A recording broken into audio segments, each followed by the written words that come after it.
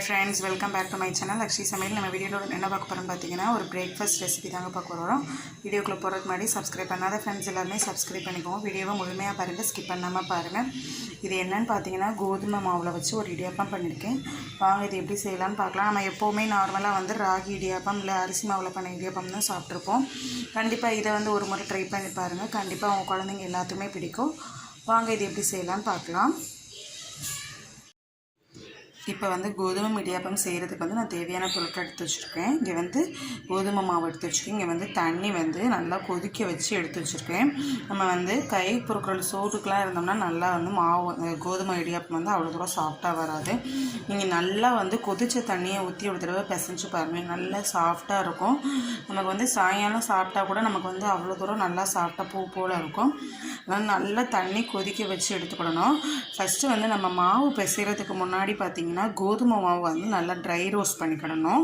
First அதை செஞ்சிடலாம். நம்ம இங்கே வந்து ஸ்டவ் ஆன் பண்ணி ஒரு கடாயில் வந்து நான் மாவையும் போட்டு கடாய் ஹீட் ஆனோடனே நல்லா லோ ஃப்ளேமில் வச்சு நீங்கள் வந்து ட்ரை ரோஸ்ட் பண்ணிக்கிடணும்.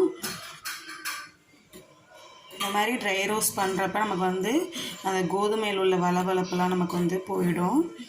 அதே மாதிரி நல்லா வந்து நமக்கு வந்து கோதுமை இடியாப்பம் புளியறதுக்கு வந்து ஈஸியாகவும் இருக்கும். அதே மாதிரி அதனால் கண்டிப்பாக வந்து ட்ரை ரோஸ்ட் பண்ணிவிட்டு இடியாப்பம் செய்ய ஆரம்பிங்க.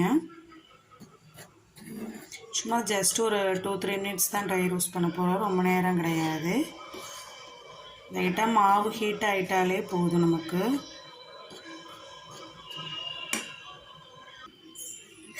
இப்போ வந்து நான் ட்ரை ரோஸ்ட் நல்லா பண்ணிட்டேன். நீங்கள் மாவை தொட்டு பார்த்தாலும் லைட்டாக சூடாக இருக்கணும், போதும். அந்த லெவலுக்கு ட்ரை ரோஸ்ட் பண்ணால் கலர் சேஞ்ச் ஆகிட்டால் நமக்கு வந்து இடியாப்பம் வந்து டேஸ்ட்டும் இருக்காது, நல்லாவும் இருக்காது. இப்போ வந்து இதை வந்து ஒரு பவுலுக்கு மாற்றிட்டு காட்டுறேன்.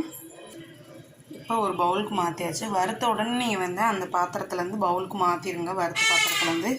ஏன்னா அந்த ஹீட்டுக்கே வந்து அப்புறம் வந்து மாவு வந்து நமக்கு வந்து கொஞ்சம் லைட்டாக கருக ஆரம்பிச்சிடும். இப்போ இது கூட லைட்டாக நான் உப்பு ஆட் பண்ணிக்கிட்டேன். இப்போ வந்து நம்ம அந்த கொதிக்கிற தண்ணியை வந்து நம்ம கொஞ்சம் கொஞ்சமாக ஊற்றி நம்ம நார்மல் இடியாப்ப மாவு எப்பயும் போல் பிசைகிற மாதிரி தான் பிசையணும்.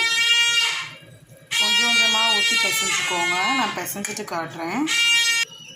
இந்த மாதிரியே நம்ம ஸ்பூனோட பின்பக்க பகுதியை வச்சு நல்லா கலந்து விட்டுட்டு கொஞ்சம் நேரம் ஆறின பிறகு மாவு வந்து இப்போ ஹீட்டாக இருக்கும். ஆறின பிறகு நல்லா கையை விட்டு நல்லா பிசைஞ்சு எடுத்துக்கலாம். இப்போ நல்லாவே மாவு ஆறிடுச்சு. நம்ம கைட்ட வந்து நல்லா இடியாப்ப மாவு மாதிரி பிசைஞ்சு எடுத்துக்கலாம். மாவு பார்த்திங்கன்னா இப்போவே நல்லா சாஃப்டாக இருக்குது. நம்ம அந்த வெந்நீர் வந்து நல்லா சூடாக வந்து ரொம்ப நல்லா கொதிக்கிற தண்ணியாக ஊற்றி நம்ம பிசைகிறப்ப நல்லா சாஃப்டாக கிடைக்கும். எந்த இடியாப்பனாலும் நீங்கள் இந்த மாதிரி ட்ரை பண்ணி பாருங்கள். இப்போ வந்து நல்லா மாவு பிசைஞ்சு எடுத்தாச்சுங்க. நம்ம இடியாப்பம் புளிய ஆரம்பிச்சிடலாம். நான் வந்து இட்லி பாத்திரத்தில் தான் வேக வைக்க போகிறேன். அதனால் பார்த்திங்கன்னா இந்த இதில் ஃபுல்லாக வந்து நான் நெய் அப்ளை பண்ணி வச்சுருக்கேன், குழியில் ஃபுல்லாக. அதே மாதிரி பார்த்திங்கன்னா இடியாப்ப குழாயிலையும் பார்த்திங்கன்னா ஃபுல்லாக வந்து நெய் அப்ளை பண்ணிக்கிட்டால் நமக்கு வந்து ஈஸியாக வந்து புளிகிறதுக்கு ஈஸியாக இருக்கும். நமக்கு வந்து இந்த குழாயிலையும் ஒட்டாமே நமக்கு வரும். இப்போ புளிய ஆரம்பிச்சிடலாம். இப்போ வந்து நான் புளிஞ்சு எடுத்துட்டேங்க. இப்போ வந்து இது ஒரு 6 மினிட்ஸ் to 7 மினிட்ஸ் வெந்தால் போதும். நான் வெந்த பிறகு ரெடியானோடனே உங்கள்கிட்ட காட்டுறேன். இப்போ இடியாப்பம் நல்லாவே வெந்துருச்சுங்க. நம்ம வந்து இப்போ பிளேட்டுக்கு மாற்றிக்கலாம்.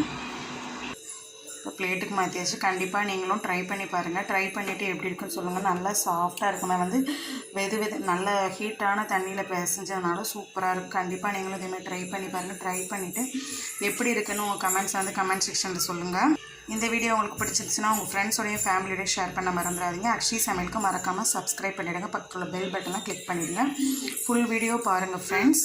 நாங்கள் வந்துட்டு இதுக்கு வந்து தேங்காய் பாலும் நாட்டு சக்கரையும் போட்டு சாப்பிடுவோம். செம்ம காம்பினேஷனாக இருக்கும். நீங்கள் வந்து உங்களுக்கு விருப்பமான சட்னியோ இல்லை வந்து எதுனாலும் வச்சு நீங்கள் சாப்பிட்டுக்கோங்க.